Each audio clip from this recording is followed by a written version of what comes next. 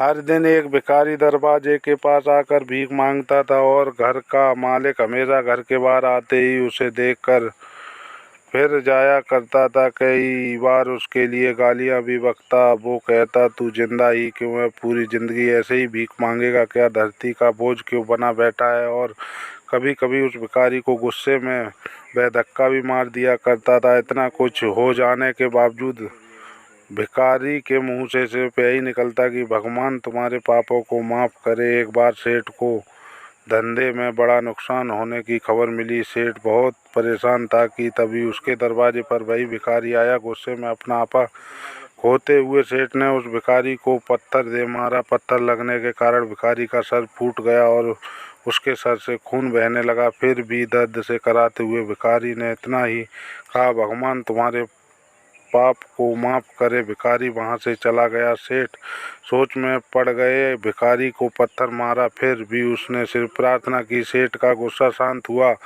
सेठ का मन शांत हुआ। भिखारी का रहस्य जानने के लिए सेठ ने भिखारी का पीछा करना शुरू कर दिया।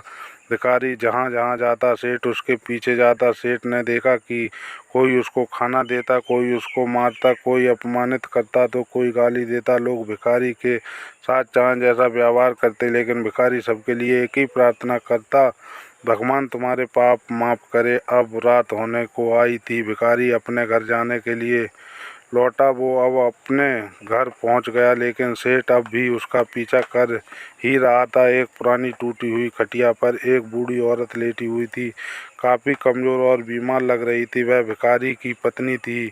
अपने पति को वापस आता देख वह खाट से उठ खड़ी हुई। पत्नी ने अपने पति के भीख वाले कटोरे में देखा, उसमें सिर्फ आधी बासी रोटी थी। उसे देखकर वह बोली, आज बस इतना ही मिला और हाँ, आपके सिर से खून निकल रहा है, ये चोट कैसे लगी? बूढ़ा भिखारी बोला, आज बस इतना ही मिला, किसी ने कुछ दिया ही नहीं। सब ने गालियां दी और एक ने पत्थर भी फेंकना, इसलिए मेरा सर फट गया। एक गहरी ठंडी सांस लेकर बूढ़ा भिखारी फिर से बोला, यह मेरे ही पापों का फल है।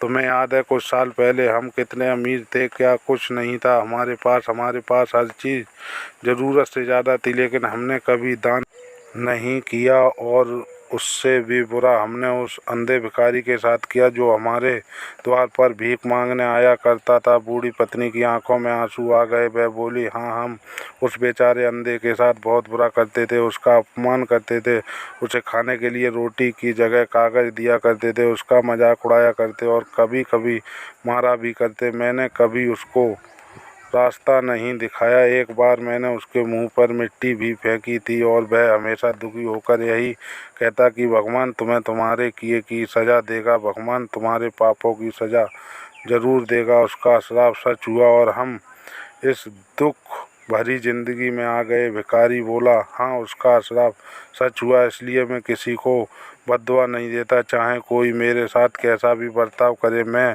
हमेशा उसके लिए प्रार्थना करता हूँ। मैं नहीं चाहता कि कोई भी हमारे जैसी ज़िंदगी का अनुभव करे, किसी को भी हमारे जैसे दुखों का सामना करना पड़े। वो नहीं जानते कि वह कितना बड़ा पाप कर रहे हैं, इसलिए अनजाने में हुए पाप की ऐसी सज़ा किसी को भी मिले मैं नहीं चाहता। सेठ वहीं पर छुपकर यह सारी बातें सुन रहा था। अब उसे सब कुछ समझ में आ गया था। भिखारी और उसकी पत्नी ने वह आधी रोटी मिल बाँट कर खाई और भगवान को धन्यवाद बोलकर सो गए। अगले दिन बड़ा भिखारी फिर से भीख मांगने गया। सेठ के घर के पास जाते ही सेठ ने पहले से गर्म रोटियां उसके लिए निकाल कर रखी थी। उसे देते हुए सेठ विनम्रता से बोला, माफ़ कर दीजिए बाबा, उससे बहुत बड़ी गलती हो गई। बूढ़ा भिखारी बोला, भगवान तेरा भला करे। इतना कहकर वह आगे चला जाता है।